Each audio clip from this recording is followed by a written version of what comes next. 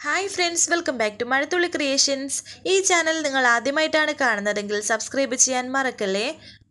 വളരെ സങ്കടത്തോടെ ആതിര കമലയെ ഫോൺ ചെയ്യുന്നു. കമല വിഷമത്തോടെ തന്നെ ആതിരയോട് സംസാരിച്ച ശേഷം ഒരു കാര്യം പറയാൻ തുടങ്ങിയപ്പോൾ പെട്ടെന്ന് അനൂപ് അവിടേക്ക് വന്നിട്ട് കമലയുടെ കയ്യിലിരുന്ന ഫോൺ പിടിച്ചു വാങ്ങിച്ചു.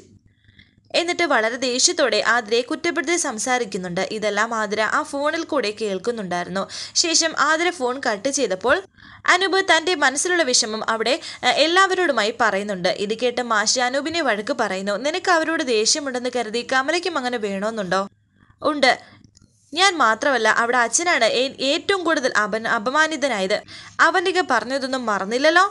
ഇത് കേട്ട് മീര പറയുന്നു, അവന്തിക പറഞ്ഞതൊക്കെ ആര് മുഖവിലേക്ക് എടുക്കുന്നു? അവിടുത്തെ ആണുങ്ങളെ ഒന്നും പറയാൻ സമ്മതിക്കാതെ കുത്തിത്തിരിപ്പ് മാത്രം പറയുന്ന അവരെ മൈൻഡ് ചെയ്യരുതെന്നേ ഞാൻ പറയത്തുള്ളൂ. അവരുടെ അനിയത്തിക്ക് സന്ദീപിനെ കിട്ടിയില്ല, അർച്ചനയ്ക്കാണെങ്കിൽ ആദ്രയ്ക്കാണെങ്കിൽ കിട്ടുകയും ചെയ്തു. പിന്നെ ദേഷ്യം വരുന്നത് സ്വാഭാവികമായിട്ടുള്ള കാര്യമല്ലേ?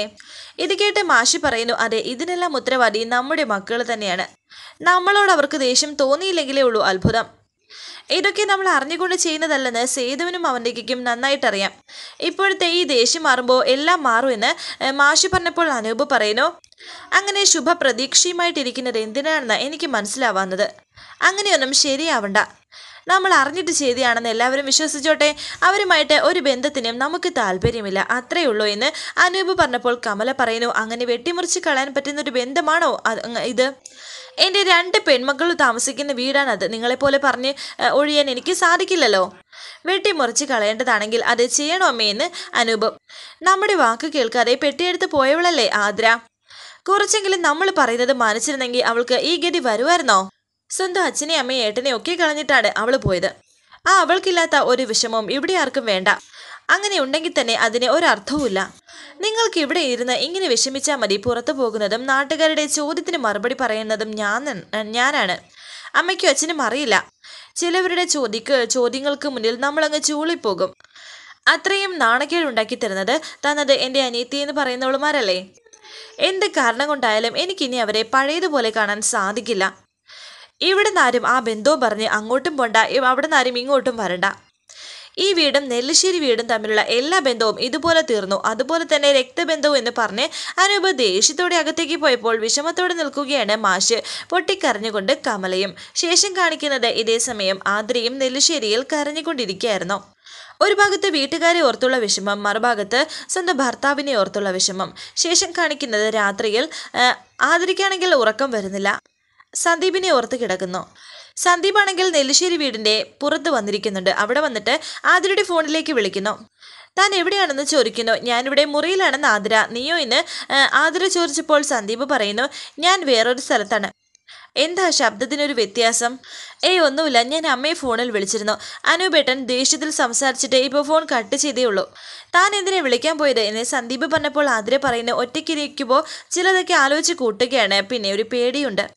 ഞാൻ ഇങ്ങോട്ട് വന്നത് സന്ദീപിൻ്റെ കൂടെ കഴിയാനല്ലേ. എന്നിട്ടിപ്പോൾ സന്ദീപിനെ ഒന്ന് കാണാൻ പോലും കഴിയുന്നില്ല. എങ്കിൽ നമുക്കിപ്പോൾ ഒന്ന് കണ്ടാലോ എന്ന് സന്ദീപ് എവിടെയാണെന്ന് ആതിര ചോദിക്കുന്നു. ഞാൻ ഇവിടെയുണ്ട്, തൊട്ടടുത്ത് തന്നെ. താനൊരു കാര്യം താഴേക്ക് ഇറങ്ങി വന്ന് അടുക്കള വഴി പുറത്തേക്ക് വരണം. ഞാനിവിടെ ഊഞ്ഞാലിൻ്റെ അടുത്ത് നിൽക്കാം എന്നും സന്ദീപ് പറയുന്നുണ്ട്. എന്നിട്ട് സന്ദീപ് വീടിൻ്റെ മതിൽ ചാടി സന്തോഷത്തോടെയും പ്രതീക്ഷയോടെയും ഓടിച്ചെന്ന് വാതിൽ തുറക്കുകയാണ് ആതിര. എന്നിട്ട് ആരും കാണാതെ തന്നെ പതിയെ വാതിലടച്ച് പുറത്തേക്ക് വരുന്നു. ആരെങ്കിലും കാണുന്നുണ്ടോ എന്ന് ആതിര നോക്കുന്നുണ്ടായിരുന്നു. എന്നിട്ട് ആതിര താഴേക്ക് ഇറങ്ങി വരുന്നുണ്ട് മെല്ലെ മെല്ലെ. സന്ദീപ് പറഞ്ഞതുപോലെ ഊഞ്ഞാലിൻ്റെ അടുത്ത് എത്തിക്കഴിഞ്ഞു. ആതിര വളരെ സന്തോഷത്തോടെ സന്ദീപിൻ്റെ അടുത്തേക്ക് ഓടിത്തന്നെ പോകുന്നുണ്ട്. അങ്ങനെ രണ്ടുപേരും പരസ്പരം കാണുന്നു. വളരെ സന്തോഷത്തോടെ രണ്ടുപേരും നോക്കി നിൽക്കുന്നു. വാ, അങ്ങോട്ടിരിക്കാം എന്ന് പറഞ്ഞ് സന്ദീപ് ആതിരയെ പിടിച്ച് ആ ഊഞ്ഞാലിലിരുത്തി. സന്ദീപിന്റെ തോളിൽ ചാരി കിടന്നുകൊണ്ട് ആതിര പറയുന്നു, ഞാനും എൻ്റെ സ്നേഹവും കാരണം നിനക്ക് നിന്റെ സ്വന്തം വീടിന്റെ മതിൽ പോലും ചാടി കടക്കേണ്ടി വന്നു അല്ലേ? ഇങ്ങനെയൊക്കെ പരീക്ഷണങ്ങൾ നടത്താൻ നമ്മൾ എന്ത് തെറ്റ് ചെയ്തു എന്നാണ് എനിക്ക് മനസ്സിലാകാത്തത്. അതെ, ഞാനിവിടെ കുറച്ചു നേരം നിൽക്കൂ. ആരെങ്കിലും കാണുന്നതിന് മുമ്പ് എനിക്ക് തിരിച്ചു പോവേം വേണം. കുറച്ച് സമയം എനിക്ക് തന്നോടൊപ്പം സന്തോഷത്തോടെ ഇരിക്കണം. അതിനിടയ്ക്ക് വിഷമൊന്നും പറയണ്ട കേട്ടോ എന്നും സന്ദീപ് പറയുന്നു. തന്നോട് അച്ഛനോ അവന്തികയെടുത്തോ സംസാരിച്ചായിരുന്നോ എന്ന് സന്ദീപ്. ഇല്ല, ഞാൻ എപ്പോഴും ആ മുറിയിൽ തന്നെയാണ്. നീ ഇല്ലാത്തത് കൊണ്ട് ഞാൻ പുറത്തേക്കൊന്നും ഇറങ്ങാറില്ലെന്ന് ആതിര പറയുന്നു. നീ എന്നാ തിരിച്ചു വരുന്നത് എന്നെ ആതിര ചോദിച്ചപ്പോൾ സന്ദീപ് പറയുന്നു, വരാം. ഇവിടെ എല്ലാവരും ദേഷ്യമൊന്നും ഒതുങ്ങട്ടെ, കുറച്ച് ദിവസം നോക്കാം. എന്നിട്ടും ഇവിടുത്തെ അവസ്ഥയിൽ മാറ്റമില്ലെങ്കിൽ നമുക്ക് എങ്ങോട്ടെങ്കിലും പോകാം. വേറെ എവിടെയെങ്കിലും പോയി ജീവിക്കാം. അതുവരെ കാണുമെന്ന് തോന്നുമ്പോൾ ഞാൻ ഇതുപോലെ മതിൽ ചാടി വന്നോളാം. അല്ലെങ്കിലും മതിൽ ചാടി വരുമ്പോൾ തന്നെ കാണാൻ വരുമ്പോൾ മതിൽ ചാടി വരുന്നത് ഒരു സുഖമാണ്. ഇനി കുറച്ച് ദിവസം കൂടി കഴിഞ്ഞാൽ ഞാൻ വീട്ടിലേക്ക് വരും. അതിനു മുമ്പ് എല്ലാവരുടെയും ഈ പിണക്കമൊക്കെ ഒന്ന് മാറണം. പിന്നെ നമുക്ക് രണ്ടുപേർക്കും ജീവിത അവസാനം വരെ ഒരുമിച്ച് തന്നെ ജീവിക്കാമല്ലോ. ഇപ്പോൾ താൻ പഴയതുപോലെയല്ല. ഇതിനകത്തെ എൻ്റെ ഒരു കുഞ്ഞുവാവ കൂടിയുണ്ട്. ഇത്രയൊക്കെ ഉണ്ടായിട്ടും ഞാൻ തകരാതെ പിടിച്ചു നിൽക്കാൻ കാരണം ദേ ഇതാണ്. എല്ലാ സൗകര്യത്തോടും നമ്മുടെ മുഴുവൻ സ്നേഹത്തോടും നമുക്ക് വളർത്തണം ഈ കുഞ്ഞിനെ. ഇവിടെ പറ്റിയില്ലെങ്കിൽ വേറെ എവിടെയെങ്കിലും. എന്നിട്ട് കുറേ വർഷം നമുക്ക് ഇങ്ങനെ ജീവിക്കണോ എന്നൊക്കെ സന്ദീപ് പറയുന്നു. പെട്ടെന്ന് സന്ദീപിന്റെ കൈ മാറ്റിയിട്ട് ആതിര അങ്ങോട്ടേക്ക് ദേഷ്യത്തോടെ മാറി നിൽക്കുന്നു. എന്ത് പറ്റിയെന്ന് സന്ദീപ് ചോദിച്ചപ്പോൾ പെട്ടെന്ന് സന്ദീപിനെ കെട്ടിപ്പിടിച്ച് നിൽക്കുകയാണ് ആതിര. എന്നിട്ട് വിഷമത്തോടെ കരയുന്നുണ്ട്. പെട്ടെന്ന് തന്നെ ആതിര തിരികെ തൻ്റെ മുറിയിലേക്ക് പോകുന്നു. എന്തോ ഒരു കാരണം കൊണ്ടാ തന്നെയാണ് ആതിര ഇങ്ങനെ പോവാൻ കാരണം. ശേഷം കാണിക്കുന്നത് രാവിലെ സന്ദീപിന്റെ ഫോട്ടോയിൽ നോക്കി വളരെ സങ്കടത്തോടെ നിൽക്കുകയാണ് ആതിര. ആതിരയുടെ മുറിയിലേക്ക് അവന്തിക വരുന്നു. അവന്തികയെ കണ്ടതും ദേഷ്യത്തോടെ ഒന്നും മിണ്ടാതെ നിൽക്കുകയാണ് ആതിര. എനിക്കറിയാം ആതിരയ്ക്ക് എന്നോട് ദേഷ്യമാണെന്ന്. ഇങ്ങനെ കാണിക്കുന്ന രീതിയിൽ കാര്യങ്ങൾ കൊണ്ടെത്തിച്ചത് ഞാൻ തന്നെയാണ്. അപ്പോൾ ആതിര വിചാരിക്കും ഞാൻ ചെയ്തു പോയ തെറ്റുകൾക്ക് മാപ്പ് ചോദിക്കാനാ വന്നതെന്ന്. എന്നാൽ അങ്ങനെയല്ല. അത് മറ്റൊന്നും കൊണ്ടല്ല. ഞാൻ ഒരു തെറ്റും ചെയ്യാത്തോണ്ട് തന്നെയാണ്. 2 തവണ വിവാഹം മുടങ്ങിപ്പോയ ഒരു പെൺകുട്ടിയുടെ ചേച്ചിയാണ് ഞാൻ. അർച്ചനെ പോലെ അനിയത്തി, അത്രയും സ്നേഹിക്കുന്നൊരു ചേച്ചി. പക്ഷേ അർച്ചനേക്കാളും കുറച്ച് വാശി എനിക്കുണ്ടായിരുന്നു സന്ദീപിന്റെ കാര്യത്തിൽ. 2ാമത് വിവാഹം മുടങ്ങിയപ്പോൾ ഭ്രാന്തമായ അവസ്ഥയിലായിരുന്നു അനഘ. അങ്ങനെ ഒരു അവസ്ഥയിൽ ആതിരയാണ് ഉണ്ടായിരുന്നെങ്കിൽ അർച്ചന എടുക്കുന്ന തീരുമാനം മാത്രമേ ഞാനും എടുക്കത്തുള്ളൂയിരുന്നു. ആ ദേഷ്യത്തിലാണ് പിന്നെ നടന്നതൊക്കെ. ആതിരെ ഈ വീട്ടിലേക്ക് ഒരിക്കലും കയറ്റരുതെന്ന് എനിക്ക് നിർബന്ധം ഉണ്ടായിരുന്നു. അതേ നിർബന്ധം മാറ്റി വെച്ച് തന്നെയാണ് അച്ഛനോട് ഈ വീട്ടിലേക്ക് നിന്നെ വിളിക്കാൻ ഞാൻ ആവശ്യപ്പെട്ടതും. ഇനി ആ പിണക്കത്തിനും വൈരാഗ്യത്തിനും വിദ്വേഷത്തിനും ഒരു അർത്ഥമില്ല. കാരണം ആതിര ഈ വീട്ടിലെ ഒരു അംഗമായി മാറിയിരിക്കുന്നു. എന്നെയും അർച്ചനയും പോലെ ആതിരയും നെല്ലിശ്ശേരി തറവാട്ടിലെ ഒരു മരുമകളായി കഴിഞ്ഞിരിക്കുന്നു. എനിക്കറിയാം ആതിരയുടെ മുഖത്ത് ഇപ്പോഴും അവശേഷിക്കുന്ന വിഷമം എന്താണെന്ന്. സന്ദീപ് ഉടനെ ഈ വീട്ടിലേക്ക് വരും. അതിന് കുറച്ച് ദിവസത്തെ താമസമേ ഉള്ളൂ. അത് എനിക്ക് അവനോടുള്ള പിണക്കം കൊണ്ടാണ്. ആതിര പേടിക്കേണ്ട. അതിന് ശത്രുക്കളോടുള്ള ദേഷ്യമൊന്നുമില്ല. ഒരു അമ്മയ്ക്ക് മകനോടുള്ള ചെറിയൊരു പിണക്കം മാത്രം. ഒരു ആയുസില്ലാത്ത പിണക്കം. ഇത് കേട്ട് ആതിര പറയുന്നു. ഇതൊക്കെ അവന്തികയെടുത്ത് എന്നോട് പറയുന്നത് ഏത് രീതിയിലാണെന്ന് എനിക്കറിയില്ല. സന്ദീപിനോട് എന്തെങ്കിലും ദേഷ്യം ഉണ്ടെങ്കിൽ അതൊക്കെ മറക്കണം. എന്നിട്ട് അവനെ തിരികെ വിളിക്കണം. ഇത് കേട്ട് അവന്തിക പറയുന്നു. ഞാൻ മറ്റൊരു രീതിയിലല്ല പറഞ്ഞത്. ആത്മാർത്ഥമായിട്ട് തന്നെയാണ്. അല്ല സന്ദീപ് വിളിക്കോ എവിടെയാണെന്നങ്ങനെ പറഞ്ഞോ? ഞാൻ വിളിച്ചിട്ടൊന്നും കിട്ടിയില്ല. ഇന്നലെ വിളിച്ചപ്പോൾ ഏതോ ഫ്രണ്ടിന്റെ വീട്ടിലാണെന്നാ പറഞ്ഞത്. എവിടെയായാലും എൻ്റെ സന്ദീപിനെ ഇവിടേക്ക് കൊണ്ടുവരുമെന്നും ചോദിക്കുന്നു. ഉറപ്പായിട്ടും കൊണ്ടുവരും. ഞാനും അർച്ചനയും ചില സൗന്ദര്യ പിണക്കങ്ങളൊക്കെ നടത്തിയിട്ടുണ്ടായിരുന്നു. കൂടുതലായിട്ടും ആതിരയുടെ കാര്യത്തിൽ തന്നെയായിരുന്നു ഇതൊക്കെ. ഇനിയിപ്പോൾ ഇതിൻ്റെ ഒരു കാര്യമില്ല എന്ന് മനസ്സിലാക്കി ഞാൻ സ്വയം പിന്മാറുകയാണ്. അർച്ചനയ്ക്ക് പെട്ടെന്ന് തന്നെ എല്ലാം മറക്കണമെന്നില്ല. അത് സാരമില്ല. എനിക്ക് നിന്നോട് പറയാനുള്ള കാര്യം എന്താണെന്ന് വെച്ചാൽ നീ എപ്പോഴും സന്തോഷത്തോടെ ഇരിക്കണം. എന്തൊക്കെ പറഞ്ഞാലും നീ സന്ദീപിന്റെ കുഞ്ഞിനെ ചുമക്കുന്നവളാണ്.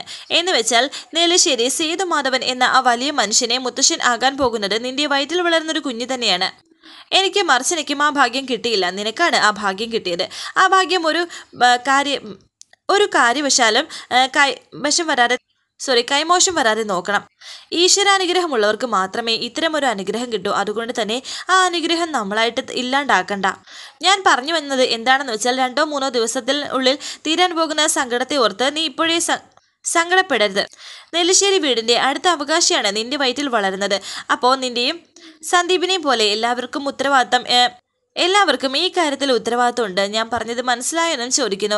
മനസ്സിലായെടുത്ത് ഞാൻ സൂക്ഷിച്ചോളാമെന്ന് സന്തോഷത്തോടെ ആതിരയും പറയുന്നുണ്ട്. നിനക്ക് എന്ത് സഹായം വേണമെങ്കിലും അർച്ചനെ പോലെ എന്നോടും പറയാം. ഒന്നിനും ഒരു മടിയും കാണിക്കണ്ട കേട്ടോ. എന്നാൽ ഞാൻ അങ്ങോട്ട് പോട്ടെ എന്ന് പറഞ്ഞിട്ട് അവന്തിക പോകുന്നു. ധൈര്യമായിട്ടിരിക്കെ, സന്തോഷമായിട്ടിരിക്കെ. ഇനി അങ്ങോട്ട് ആഘോഷങ്ങളാണ് നിന്റെ ജീവിതം മുഴുവനും എന്ന് പറഞ്ഞിട്ട് അവന്തിക പോകുന്നു. അത് വിശ്വസിച്ച് നിൽക്കുകയാണ് ആതിരയും. ഈ സമയം അർച്ചന വാതിൽ തുറന്ന് പുറത്തേക്ക് നോക്കിയപ്പോൾ ആതിരയുടെ മുറിയിൽ നിന്നും അവന്തിക പുറത്തേക്ക് ഇറങ്ങുന്നത് കാണുന്നു. ടെൻഷനോടെ അർച്ചന ആതിരയുടെ മുറിയിലേക്ക് പോകുന്നുണ്ട്. എന്തിനാ അവന്തിക അടുത്ത് ഇവിടേക്ക് വന്നതെന്ന് ചോദിക്കുന്നു. നടന്ന കാര്യം പറയുകയാണ് ആതിര. എന്നാൽ അവർക്ക് വ്യക്തമായ ഒരു ഉദ്ദേശമുണ്ട്. ഒരിക്കലും അവരെ താഴ്ന്നു തരില്ല. എന്തോ ഒരു ചതി മണക്കുന്നല്ലോ എന്നൊക്കെ അർച്ചന പറയുന്നു. അറിയാലോ നിനക്ക് അവരുടെ സ്വഭാവം. നിനക്ക് സംഭവിച്ചതൊക്കെ നീ മറന്നിട്ടില്ലല്ലോ. എന്നാൽ അങ്ങനെയൊന്നുമല്ല. അവന്തികയടുത്തേക്ക് തന്നെ കാര്യങ്ങളൊക്കെ മനസ്സിലായി കാണും എന്ന രീതിയിൽ ആതിര അർച്ചനയോട് സംസാരിക്കുന്നുണ്ട്. പിന്നെ അർച്ചനയുടെ ചില വാക്കുകളൊക്കെ കേട്ടപ്പോൾ ടെൻഷനോടെ നിൽക്കുകയാണ് ആതിര. സത്യത്തിൽ അനഘയ്ക്ക് സന്ദീപിനെ കൊടുക്കാൻ പറ്റാത്തതിൻ്റെ നല്ല ദേഷ്യമുണ്ട് അവരുടെ ഉള്ളിൽ. അത് നിസ്സാരമായിട്ടുള്ളതല്ല. ആദ്ര പറയുന്നു. പക്ഷേ ചേച്ചി അവർ എന്നോട് വളരെ മാന്യമായിട്ടാണ് സംസാരിച്ചത്. പിന്നെ കുഞ്ഞിനെ നന്നായിട്ട് നോക്കണമെന്നും പറഞ്ഞു.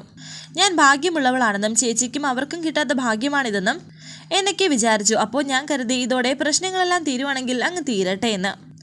എന്തായാലും സന്ദീപിനെ ഉടൻ തിരിച്ചു കൊണ്ടുവരുന്ന വാക്ക് തന്നിരിക്കുകയല്ലേ, നമുക്ക് നോക്കാം ഇതൊക്കെ വിശ്വസിക്കാൻ പറ്റുന്നതാണോ അല്ലയോ എന്നൊക്കെ ആദ്ര പറഞ്ഞപ്പോൾ ടെൻഷനോടെ നിൽക്കുകയാണ് അർച്ചന. വരാനിരിക്കുന്ന പുതുപുത്തൻ എപ്പിസോഡുമായി വീണ്ടും കാണാം. Thank you for watching. Please subscribe, like, share my channel.